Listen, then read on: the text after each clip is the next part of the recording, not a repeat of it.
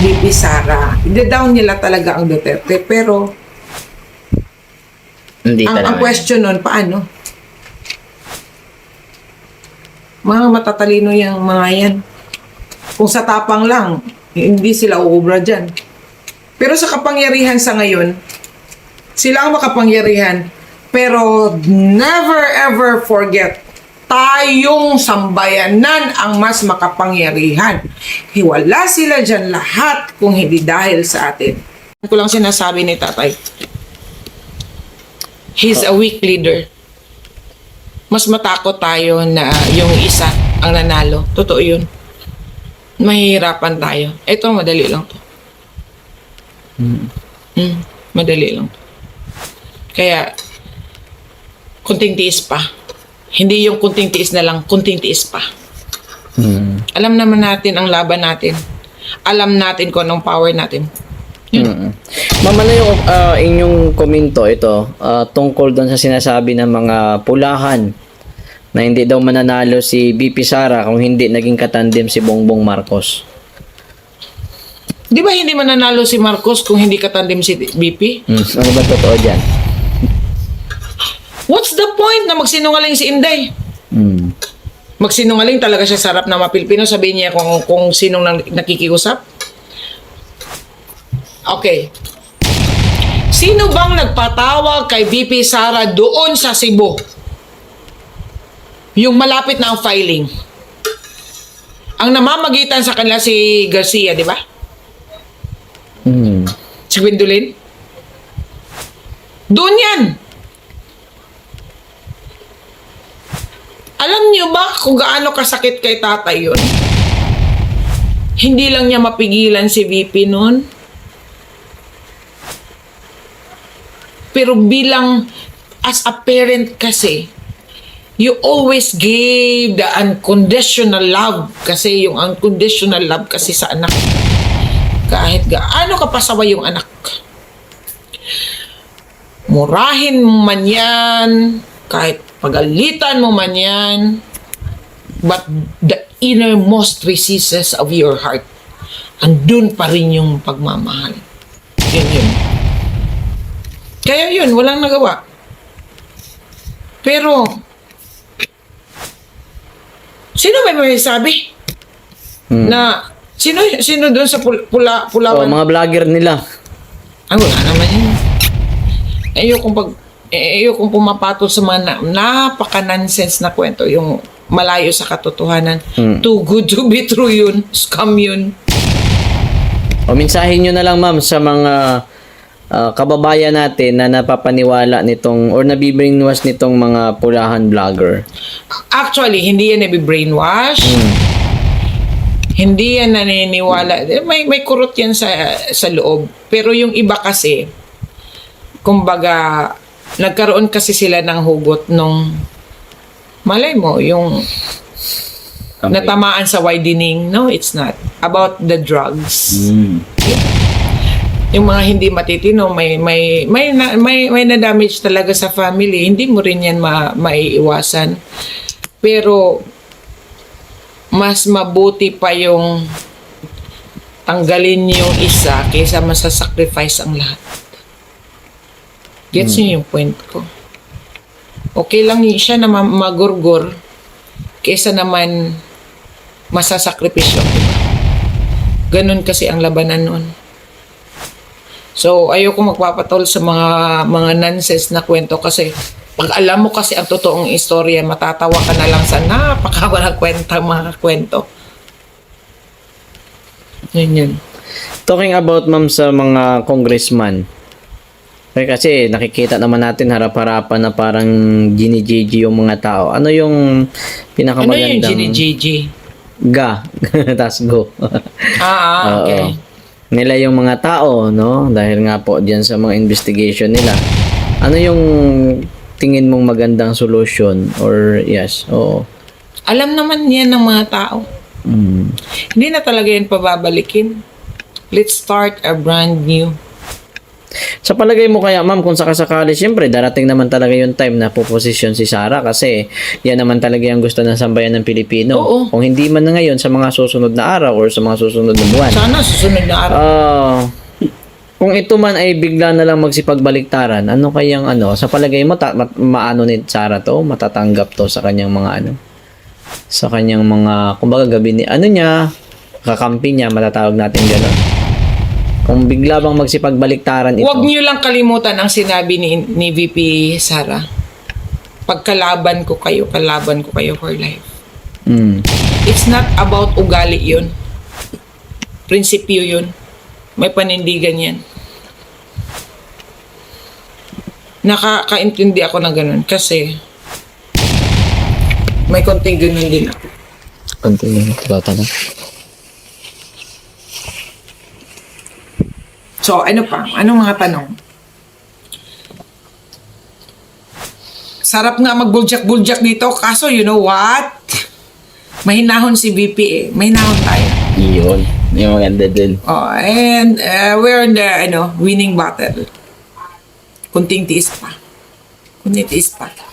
Ma'am, anong opinion nyo dun sa laging laging sinisisi nitong admin na kundi daw dahil kay Tatay Digong hindi daw maano yung West Philippine Sea. Kwento yan sa mga walang alam talaga sa totoong kwento. Do you have any idea about that story, ma'am? Kailan ba kailan ba tayo nagka-problema talaga sa West Philippine Sea? Sa WPS, di ba? White powdery substance. Joke. Parang si BP. Thank you, blah blah blah, except a joke. Parang ganun. Hindi pa ba niyan halata yun? Wait lang ha. Balik lang muna ako. Balikan natin yung Tanong. West Philippine Sea. Naalala ko lang yun. Yung sabi ni BP Sara, thank you for, di ba? Sabi niyo, napaka-timid or napaka-childlike ni BP. Pasalamat kayo. Ganun yung actuation na pinakita niya. Di kayo na-insulto masyado. Pero, kung ako nun, diretsuhin ko talaga yun. Na, basta, diretso talaga ako. Yung bang, hindi ka na nahiya talaga. Yung bang, okay, ganito. Pakinggan nyo yung nangyari, yung Senate hearing na yon, and then maging open mind lang kayo. Wala kayong papanigan. Tingnan nyo kung saan dadalhin si BP Sara nun, ni Hontiveros. Mm-hmm. And she really think na porket bata si BP Sara at gurang na siya, May isa niya. kaya niyang ganunin si BP. Hindi. Never underestimate your kalaban. Ano yung ma'am, tawag dito yung talagang pinagmukha ni BP kay Hontay Virus? Alam nyo kung ako, hinubaran si Hontivirus na. Si RH. Mm-hmm. RH Bill. Si Riza Hontivirus. Hontivirus naman talaga yun, kung ako nun, nahihiya na talaga ako. Kung ako sa kanya yung bang pinagmumukha niya tanga, ang layo naman. Isa pa rin niyang, ang layo daw ng sagot. Doon din lang din naman patungo yung tanong niya. So, sino-shortcut na nila. Huwag ka na magpasakali pa. Ang dami mo pang chichipurichi. Kaya nga, nagsabi si Inday, chineka ako ng chineka. That's the word. I-analyze mo yung mga salita ni Inday doon. Halos bawat word niya, di ba? Yung, okay, ayaw namin magsalita kung ilan yung guardian ni VP Sara na Army, di ba? Anong sabi ni, Anong sabi ni Inday? Sabihin mo na, sir. Hindi ba kayo na-alarma nun? Sabihin mo na, sir. Napakatapang nun. Matapang yung word na yun. Sabihin mo na, sir, ilan. 300, I think 300 plus yun sinabi. Pero kung iba pa yun, ano kasi is privacy, security, ganun. Ang tapang ni Inday, sinabi niya, sabihin mo sir, ilan ang nakadetail sa akin. Ganun yung taong, yung bang wala, ano bang ikakatakot ni Inday? Wala naman siyang ginawang mali. Tama. Kung wala kang kababalaghan, wala ka talagang tatakpan. Ano sa palagay mo, ma'am, ang motibo or pakay talaga ni Hyundai Virus kung bakit gusto niya bawasan ng ni BP ang kanyang budget ngayong 2025? Yun na nga, para hindi maka-action si BP, tsaka masira si BP. Hindi makagalaw. Kasi nga, di ba, sino magtutulong niyan? Sila yung makapangyarihan. They want to pin down BP Sara. I-down nila talaga ang Duterte. Pero, Hindi ang question nun, paano? Mga matatalino yung mga yan. Kung sa tapang lang, hindi sila uubra dyan. Pero sa kapangyarihan sa ngayon, sila ang makapangyarihan. Pero never ever forget, tayong sambayanan ang mas makapangyarihan. Wala sila dyan lahat kung hindi dahil sa atin. Kaya kung tayo ang magsalita, wala yan. Talo natin sila. Huwag natin, ano lang naman magagawa ko. Ang tagal-tagal naman nanghihina na yung pinanghihinaan tayo ng loob. Huwag. Boses natin ang makapangyarihan. And don't forget, let us all pray because we belong to a Christian and Catholic country. Alam mo, sabi ni Mama Mary, ako Katoliko kasi ako, sabi na Mama Mary, sa para lang ito sa mga Katoliko ha, please pray the rosary. Kasi even the war, pwede namang stop. Prayer talaga ang napaka-powerful niyan sa panahon natin ngayon. Sino pa bang mas nakakataas sa Panginoon? Wala naman. Isang pitik lang yan. Wala na.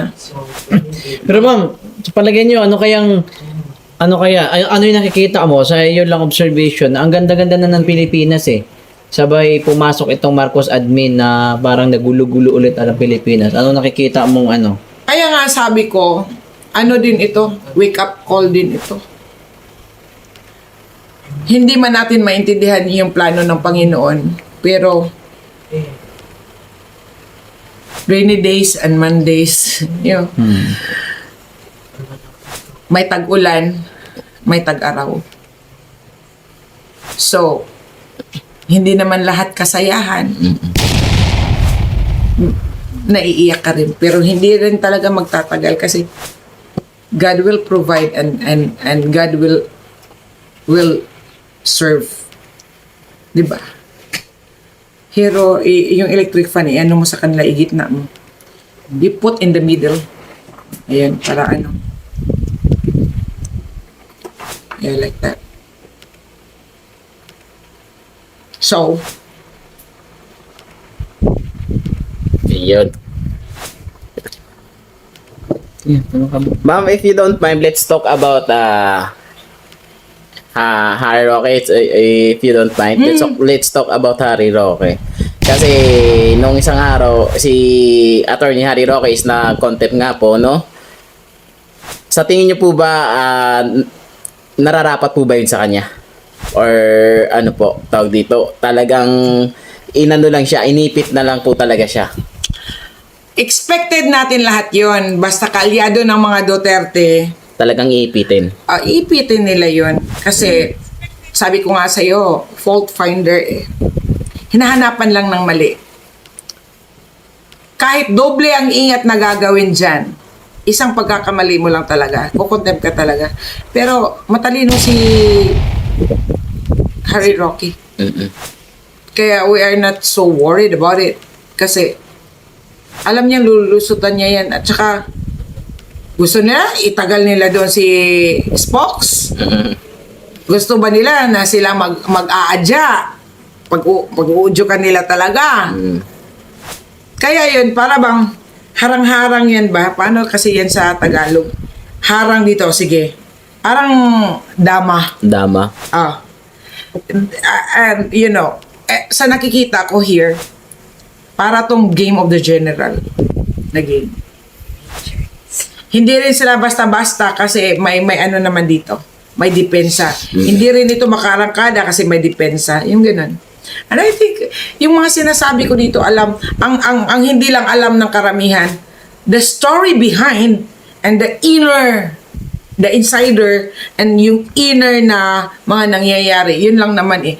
Napaka-raw, floating lang kasi ang mga ano. Pero I can discuss to each and every one of you. Kahit anong tanong, sasagutin ko yan. Walang no holds bar ako. Basta ano lang, ayoko lang na ano, ma-penalty or ano ba yung ma-red kayo dyan sa YouTube. Ito. Pwede daw pakitanong, ito bagong viewers, kung ano daw yung opinion mo kay Senador Amy Marcos. Actually, na ano niya na yan, nasabi niya na kanina, pero bago lang yan, Okay. kakapasok lang. Okay. Discuss natin si Amy. Short lang ito. Halimbawa ako si Amy. Okay. She really want to keep the friendship ni BP. Kasi ayaw niyang magmumukha talagang manggagamit na lang ang Marcos. Kasi kailangan niya dipinsahan talaga yung apelyido nila. So, nagstay siya doon. Pero, sacrifice yung career niya, political career niya. Pupunta naman siya doon kay Bongbong.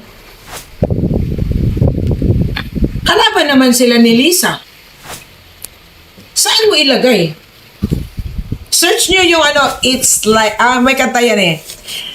Sa Carpenters, is like the devil in the deep blue sea. Yun ang situation ni Amy.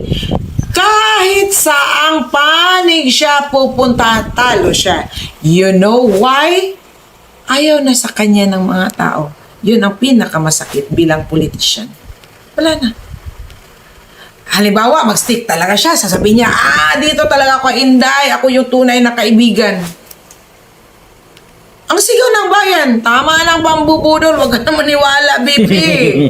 Tama na, huwag ka na magpabudol sa mga Marcos yan. Never again. Kung pupunta naman siya doon kay Bongbong, kalaban naman sila ni Lisa. Kung magsulo siya, halimbawa sa middle siya, sira na naman din yung karir niya. Sira pa siya sa nanay niya. So, saan siya pupunta? So, mamili talaga siya ngayon. Kasalanan niya yan kasi namangka siya ng 2 ilog. That's the price you have to pay. Pero ako, kahit pupunta pa siya kay BP Sara, ayoko na talaga siyang iboto. Ayoko na. Tama na. Stay. Friendship kayo. Go ahead. But never again na talaga. Ito rin pala yung naisip ko nga ito siguro yung naramdaman ko ngayon. Ito siguro yung naramdaman ng tatay at saka nanay ko nung panahon ng tatay niya. Yung bang, wow, minana pa namin ha. Baka worse than this na yung nararamdaman. So disappointing. Anyway, ito, kailangan lang lagpasan. Wala na tayong magagawa dito, solusyon na lang eh. So, may question pa? Satisfied ba sila nun? Yes po. Dahil total, palapit na rin yung eleksyon eh. And dito na talaga tayo sa kasi pagpasok na September, ayun na yun eh. So, meron ka bang mga pwedeng recommend mo na dapat iboto ng mga senador this coming election 2025? Ako mismo, wala pa ako napili. Kasi hindi ko rin naman alam kung sino yung candidate. Pero, yung multivirus, yung mga bumalik. Ito, tanungin kita. Talaga. Okay, ma'am. Talking about kay Lainey. Kung sakasakali, tumakbo siya. Paano man ako susuporta sa mga makaliwa? Nasa right tayo. Tsaka, Alam naman natin yan sa kaliwat yan. Ayoko. Basta ang sa akin, wala pa akong line up, wala pa akong, kasi hindi ko rin naman talaga alam sinong candidate. Sa bagay. Oh, pero one thing for sure, nasa listahan, ang daming nang babatikos kay Senator Bato. Oo. Pero, bawat galaw kasi ni Senador Bato, there's always a reason behind. And we don't know what's left to be done. May kailangan mangyari, may magandang gagawin. Pero alam ko si Senator Bato, hindi siya yun. Bato nga siya nakita nyo na nanghina siya, para bang lumambot siya, lahat na nakita natin. Pero at the end of the day, para to sa atin. Kaya yung dalawang senador na yan, for sure, uboto ko talaga yun. Or pwede na, sila na nga lang dalawa Yun. Intindihin lang natin si Senador Bato. Kasi, alam niya kasi anong laro ng kabila at yung laro natin. So, hindi pwedeng idaan natin sa tapang-tapangan. Minsan kasi, lumambot din tayo, katulad ko. Pero yung totoo, nakikita niyo naman sa pagmumukat ko, talaga. I can talk, straightforward.